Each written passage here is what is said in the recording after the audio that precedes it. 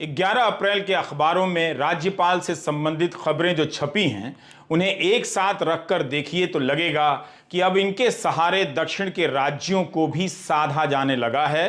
तमिलनाडु और तेलंगाना की सरकारें राजभवन पर गंभीर आरोप लगा रही हैं। सुप्रीम कोर्ट के सामने तेलंगाना के राज्यपाल और दिल्ली के उपराज्यपाल से जुड़े मामले पहुंच गए हैं। दिल्ली, तमिलनाडु, तेलंगाना और बिहार से आने वाली खबरों को देखकर लगता है कि संघवाद केवल भाषण देने के लिए रह गया है। मोदी सरकार ने राज्यपालों को नए सिरे से सक्रिय कर दिया है। यही कारण है कि विपक्षी दलों की सरकार वाले राज्यों में केंद्र के प्रति कई बार सही भी और कई बार अनावश्यक संदेह पैदा हो जाता है। विपक्ष ही नहीं, संदेह की सुई उन राज्यों में भी उठने लगी है जहां बीजेपी की सरकार है।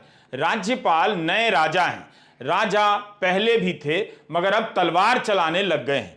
1971 में इनके पद को समाप्त करने की बात जस्टिस राजा मन्नार कमेटी कर चुकी है, लेकिन अब तो राजभवन कई मामलों में केंद्र के लिए उपयोगी नजर आने लगा है।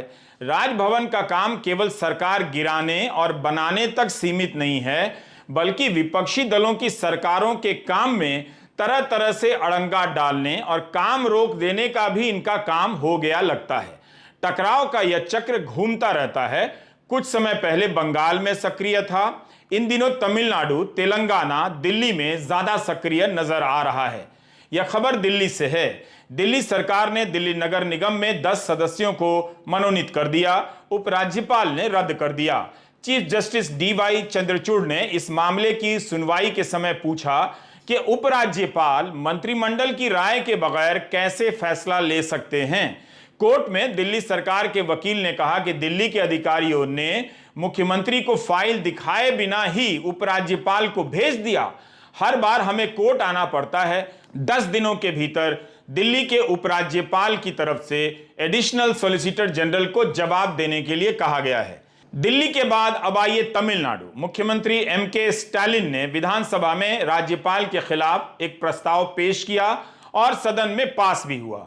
इसमें प्रधानमंत्री और राष्ट्रपति से आग्रह किया गया है कि तमिलनाडु के राज्यपाल NK रवि को उचित निर्देश दिया जाए ताकि वे विधानसभा द्वारा पास किए गए विधेयकों को एक खास समय के भीतर मंजूरी दे दें, समय पर काम करें। इसके लिए विधानसभा में प्रस्ताव पास हो रहा है कि बिलों को लटका कर ना रखें।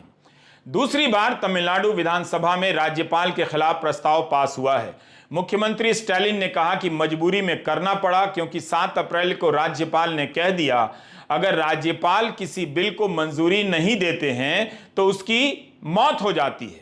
इस टकराव से तो विधानसभा की स्वायत्तता ही चली जाएगी। जनता के चुने हुए प्रतिनिधि कानून बनाते हैं, यही दलील बीजेपी खुद इस्तेमाल करती है और तमिलनाडु में विधानसभा के पास किए गए विधेयक को मंजूरी देने को लेकर राज्यपाल खुद को सुप्रीम बता रहे हैं। इस प्रस्ताव के पास होने के बाद राज्यपाल ने ऑनलाइन गैम्बलिंग का बिल मंजूर कर दिया। सरकार का कहना है कि 14 बिल हैं जिन्हें राज्यपाल की मंजूरी का इंतजार है। संघवाद पर अगर आप प्रधानमंत्री के भाषण निकाल कर देखेंगे तो ललित निबंध की तरह लच्छेदार तरीके से सुंदर सुंदर बातें कही गई होंगी, लेकिन जब ऐसे मामले सामने आते हैं तब प्रधानमंत्री शायद ही कभी हस्तक्षेप करते हुए नजर आते हैं। हिंदू में छपी इस खबर को देखिए।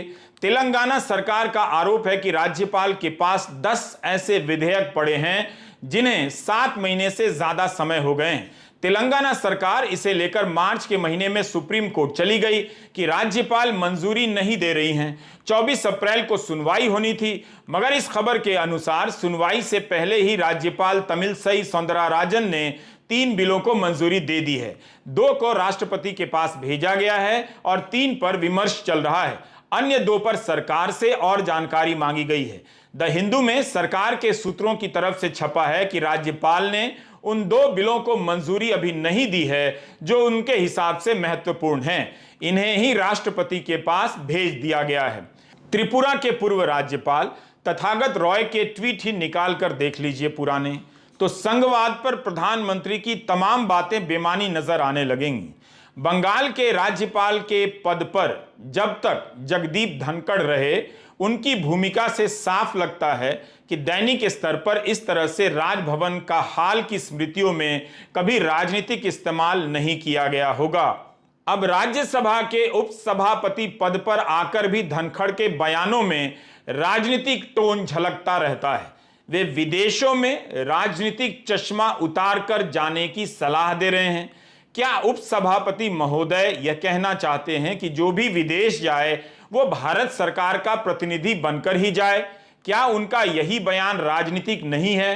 राज्यपाल के पद पर रहते हुए उनके कई बयानों को पलटकर देखा जाता है कि उनमें कितना राजनीतिक चश्मा था और कितना संवैधानिक। उस समय भी उनके बयानों की निंदा की जाती थी। आप पुरानी खबरों को देखिए। विपक्षी राज्यों में राज्यपालों को शक्तिशाली बना दिया गया है।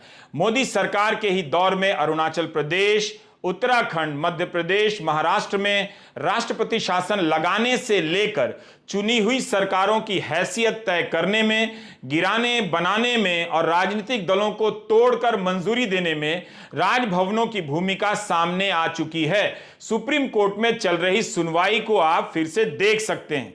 राज्यपाल